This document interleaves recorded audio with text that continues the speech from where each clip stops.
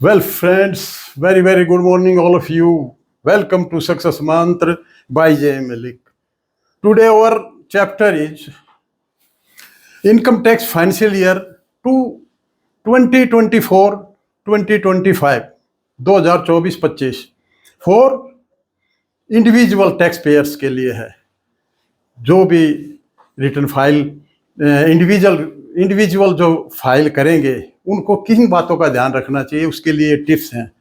क्योंकि अभी बजट आया है तो बजट के हिसाब से क्या न्यू चेंजेज है और हमें न्यू रिजिम और ओल्ड रिजिम में किसको चूज करना चाहिए, ये आज का chapter. Let us start because chapter is very lengthy, so start करते हैं। तो old regime versus new regime, देखिए सरकार ने दो सिस्टम दिए हैं, पुराना और नया। हमें रिटर्न पुराने से भरनी चाहिए या नए से, ये देखने की बात है। कि देखिए यहाँ पर ये जो है ओल्ड रिजिम में क्या है, स्लैब सिस्टम क्या है, वही पुराना है, इसमें कोई चेंज नहीं है। ₹2.5 लाख 2.5 लाख टू 5 लाख, 2.5 लाख से 5 लाख 5% के स्लैब हैं, 5 लाख से 10 लाख तक 20 और अबाउट 10 लाख 30% का स्लैब है। Cess at the rate of 4% in both cases में है, यहाँ भी सेस 4% ही है।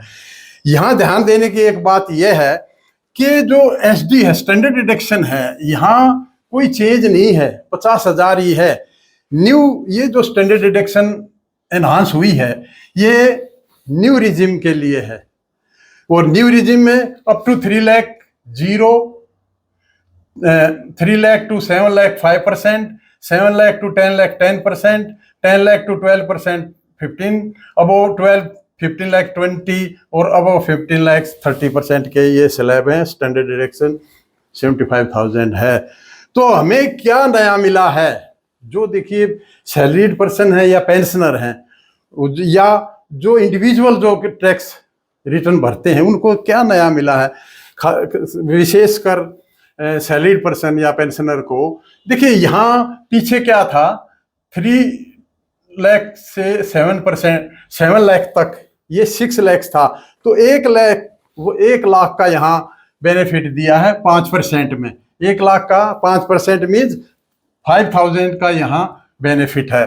दूसरे अबाउ 7 लाख 10 लाख 10%, क्योंकि पहले क्या था 6 लाख से ऊपर और 9 लाख तक यहाँ 10% था, अब 10 लाख 1 लाख का यहाँ बेनिफिट है, मतलब 10,000 का यहाँ। और यहाँ पर ये 2.5 लाख तक नील है, यहाँ 3 लाख, कुल मिला के 17,500 रुपये का बेनिफिट सरकार ने पेंशनर और सैलरीड पर्सन को दिया है।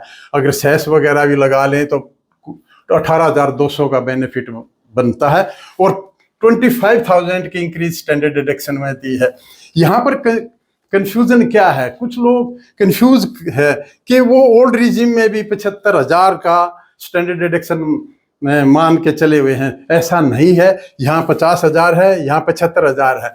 अब हमें देखिए क्या था कि अब उसके बाद रिबेट जो है, यहाँ 5 लाख 50,000 तक टैक्स नहीं है, क्योंकि यहाँ पर अगर टैक्स बनता है 5 लाख तक टैक्स बनेगा 12,500 और वो रिबेट में आ जाएगा 87A में, तो यहाँ टैक्स नील हो जाता है।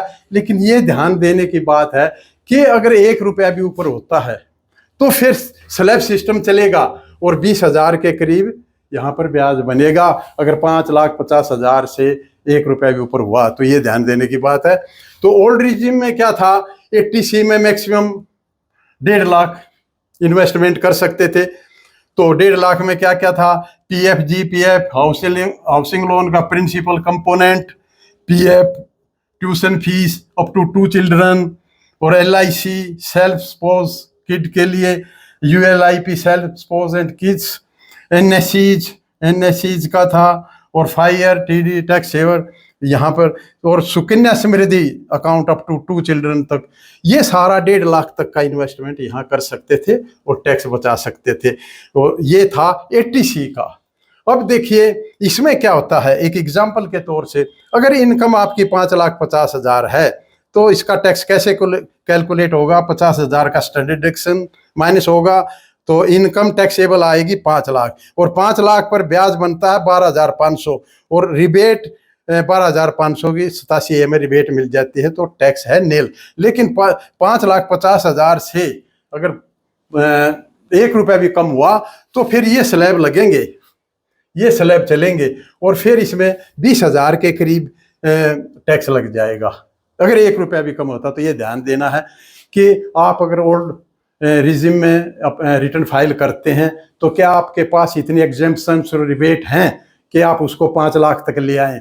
नहीं तो फिर न्यू सिस्टम, देखिए न्यू सिस्टम में क्या है, अप टू 3 लाख 0% है, ये पहले भी इतना ही था, और 3 लाख से 7 लाख 5% है, और 7 से 10% है, और 10 लाख से ऊपर 12 लाख तक 15%, 12 लाख से ऊपर 15 लाख तक 20%, 15 से 30% SDA। देखिए हमें ये था, मैं पहले ये बताऊं कि ये जो 80C में थी 1.5 लाख यहाँ रिबेट लेते थे, बियॉन्ड 80C, देखिए बियॉन्ड 80C के अलावा भी काफ़ी रिबेट थी, क्योंकि सरकार ये चाहती है कि लोग नए रिजिम में आए और टैक्स अदा करें। पहले क्या था कि सेविंग और इन्वेस्टमेंट दोनों होती थी ओल्ड सिस्टम में, लेकिन क्योंकि इसमें कोई चेंज नहीं है, अब इसको थोड़ा सा इसमें इंक्रीज की है तो ये लोग इसकी तरफ भागेंगे, नेचुरल है। तो देखिए पहले क्या था ओल्ड, या ये तो 80C का बताया ओल्ड सिस्टम में ही, ओल्ड में ही फिर बियॉन्ड 80C, जो 80C से बाहर थी वहाँ भी काफ़ी एग्जम्पशन और बचत थी। जैसे अंडर सेक्शन 1013A में HRA if residing in A rented house, यहाँ पर अगर कोई किराए के मकान में रहता था तो उसको वो एग्जेम्प्ट HRA होता था, तो उसका फार्मूला आगे बताया हुआ है कैसे होता था, कर सकते हैं, अभी भी कर सकते हैं। अच्छा, अंडर सेक्शन 24B में loss on house property up to ₹2 lakh, interest ब्याज में 2 लाख तक की ग्रोस में से यहाँ ये 2 लाख रुपए घट जाते थे, ये बेनिफिट था। और अंडर सेक्शन 80D में medical insurance premium up to 25,000, senior citizen को 50,000 तक का मेडिकल था जो यहाँ रिबेट होती थी। Under section 80 TTA interest on saving up to, जो ब्याज लगता था हमारे बैंक से, जो ब्याज मिलता था सेविंग फंड पर, वो 10,000 तक एग्जेम्प्ट है। और जो सीनियर सिटीजन के केस में 80 TTB में सेविंग और FDR दोनों मिला करके 50,000 तक ये एग्जेम्प्ट है, आज भी है। और 80G में डोनेशन टू 100% रिलीफ फंड में 75,000 तक है। 80DD में disabled self spouse parents up to ₹75,000 तक पेरेंट्स को, and in case severe disability है तो वहाँ पर 1.25 लाख। तो ये था 80DDB में treatment of certain disease, serious disease जैसे कैंसर, एड्स एटसेट्रा, तो उसमें क्या था, सेल्फ के लिए 40,000, पेरेंट्स 60 एंड अबव के लिए 1 लाख। 80D, देखिए 80E में इंटरेस्ट ऑन एजुकेशन लोन था, लोन है अप टू 2 चिल्ड्रन, 2 बच्चों के लिए मैक्सिमम अप टू 8 साल तक जो भी भरा जाएगा, कोई लिमिट नहीं है, नो लिमिट, ये भी छूट है। 80CCD IB में self contribution to NPS national pension scheme के अंदर उसको 50,000 तक का रिबेट है, टायर 2 में। 80EEB interest paid on purchase of electrical vehicle up to 1.5 lakh तक, अगर इलेक्ट्रिकल व्हीकल खरीदता 1.5 लाख तक यहाँ छूट है। कहने का मतलब ये है कि ओल्ड रिजिम में 80C और बियॉन्ड 80C काफ़ी कुछ रिबेट हैं, लेकिन चक्कर क्या है कि अब जैसे ओल्ड है, ओल्ड में देखिए यहाँ 10 लाख में ही 20% का स्लैब आ गया, जबकि यहाँ 15 लाख तक 20% आता है, तो ये फर्क पड़ जाता है।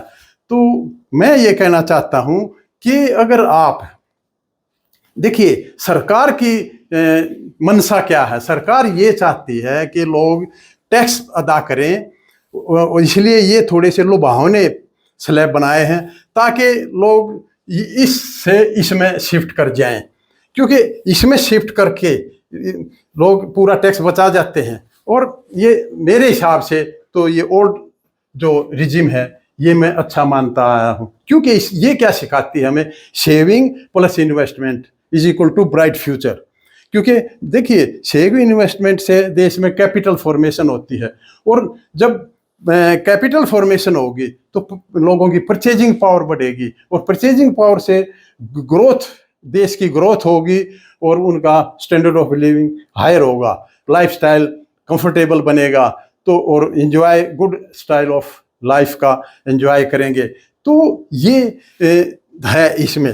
तो मैं नए को अच्छा नहीं मानता, लेकिन नया अच्छा इसलिए है कि अगर आपको ये एग्जेम्पशंस और रिबेट आप नहीं ले सकते तो फिर नया अडॉप्ट करना चाहिए, नए से भरना चाहिए। क्योंकि यहाँ पर एकदम स्लैब ये चेंज नहीं किए हैं, और ना इसमें स्टैंडर्ड डिडक्शन भी 75 की यहाँ एज इट इज रख दिया ताकि लोग इसमें शिफ्ट कर जाएं। अब कुछ कैलकुलेशन करके बताते हैं कि देखिए अगर न्यू रिजिम में अगर ग्रॉस इनकम सपोज हम न्यू रिजिम में 7,75,000 तक टैक्स नील कर सकते हैं, लेकिन अगर ऊपर 1 रुपया भी हुआ, मान लिया 100 हो गया, 7,75,100, तो इसमें एसडी घटाएंगे, स्टैंडर्ड डिडक्शन 75,000, टैक्सेबल इनकम आ जाएगी 7,100,000 रुपया। तो इसमें फिर टैक्स कैलकुलेट करेंगे 3 लाख टू 7 लाख 5%, 20,000 आ जाएगा। 100 रुपये बढ़ने चाहिए, और उस पर फिर 10 रुपये पे 10%, 100 रुपये पे 10%, 10 रुपये आ जाएंगे। टोटल टैक्स 20,000, 10 और फिर सेस लग के 800 सेस, तो ये आ जाएगा 20,810। अगर यहाँ 7.5 लाख से 1 भी रुपया ऊपर होता है तो ये आ जाएगा। इसीलिए कैलकुलेशन करके देखना होगा कि कौन सा सिस्टम आपको सूट करता है। ग्रॉस इनकम अगर सपोज ये एग्जैक्ट इससे नीचे है या इतनी है तो उसमें स्टैंडर्ड डिडक्शन 75,000, तो टैक्सेबल इनकम 7 लाख, और सरकार कहती है 7 लाख तक कोई टैक्स नहीं। ठीक है, तो टैक्स बना 20,000 इस पर 3 लाख से ऊपर 7 लाख तक, 3 लाख तक टैक्स नहीं है। रिबेट मिल गई, अब मिल सकती है 25,000 तक, हैंस टैक्स नील हो जाएगा। क्योंकि 7 लाख तक सरकार कहती है टैक्स नहीं है, और जो टैक्स बनता है 25,000 से ऊपर नहीं बनेगा, तो वो एग्जेम्प्ट हो जाएगा। अब एग्जेम्पशन ऑफ HRA, ये जो मैंने बात की थी, इसका HRA का एग्जेम्पशन कैसे होगा। If residing in rented house, salary means basic पे और DA, यहाँ सैलरी का मतलब बेसिक पे और DA है। Exemption limited to the lowest, इन 3 कारणों में जो लोवेस्ट है वो आपको HRA की रिबेट मिल जाएगी। रेंट पेड, जो आपने रेंट पे लेस 10% ऑफ सैलरी जो पे किया, और 10% आपको बियर करना पड़ेगा।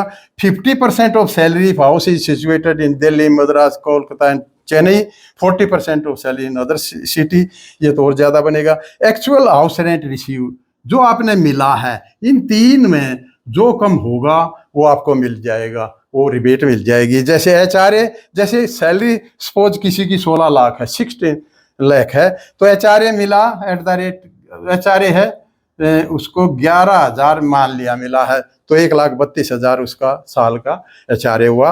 और रेंट पेड 24,000 रेंट पे किया तो 2,88,000 हो गया। और रेंट पेड ये हो गया। इफ सैलरी 16 लाख तो उसका 10% बियर करना पड़ेगा, तो 16 लाख का 10% 1,60,000, तो ये नेट आ गया 1,28,000। आपका देखिए आपने रेंट पे कितना किया, रेंट जो पे किया वो रेंट रिसीव्ड, ये रेंट रिसीव्ड हुआ, ठीक है। रेंट पेड किया आपने ये, तो आपको 1,32,000 जो आपने रेंट मिला है उसकी बजाय 1,28,000 की आपको छूट मिल जाएगी, 1,28,000 की रिबेट अलाउ हो जाएगी। तो ये छूट थी ओल्ड सिस्टम में। अब न्यू सिस्टम में सिवाय स्टैंडर्ड डिडक्शन के कोई भी रिबेट एप्लीकेबल नहीं है, लेकिन आप कैलकुलेट करके देख लें, जो आपको जिसमें भी फायदा लगे, ये आप पे विवेक पर डिपेंड करेगा फाइल करने से पहले कि आपने न्यू रिजिम या ओल्ड रिजिम में कौन सा सेलेक्ट करना है। सारांश ये है कि अगर ओल्ड रिजिम आपको फायदे का तभी होगा जब आपके पास एग्जेम्पशन और रिबेट और इन्वेस्टमेंट अच्छी हैं और आप सिस्टम को कोशिश करके आप 5 लाख तक ला सकते हो। वैसे मैंने वीडियो बनाया है 18 लाख तक पे नील हो सकता है, ये सारी चीज़ें अगर हों तो। नहीं तो फिर आपका न्यू सिस्टम ठीक रहेगा, क्योंकि आपकी इन्वेस्टमेंट, इसमें कोई इन्वेस्टमेंट रिबेट कोई नहीं है। तो वैसे सरकार को चाहिए था कि इन्वेस्टमेंट और बचत की तरफ ध्यान देते, और ये बचत ये इसीलिए दी गई थी कि लोग फ्यूचर में जब भी कोई एम्प्लॉय रिटायर होए तो जैसे पीपीएफ में काफ़ी पैसा इकट्ठा हो जाता है, दूसरी स्कीमों में एनएससी और ये खरीदते थे टैक्स बचाने के लिए, तो टैक्स भी बचता था और इन्वेस्टमेंट भी हो जाती थी। तो अब ये चीज़ें नहीं हैं, न्यू रिजिम में ये 7.25 लाख तक नील है, उसके बाद फिर कैलकुलेशन इस हिसाब से होगी।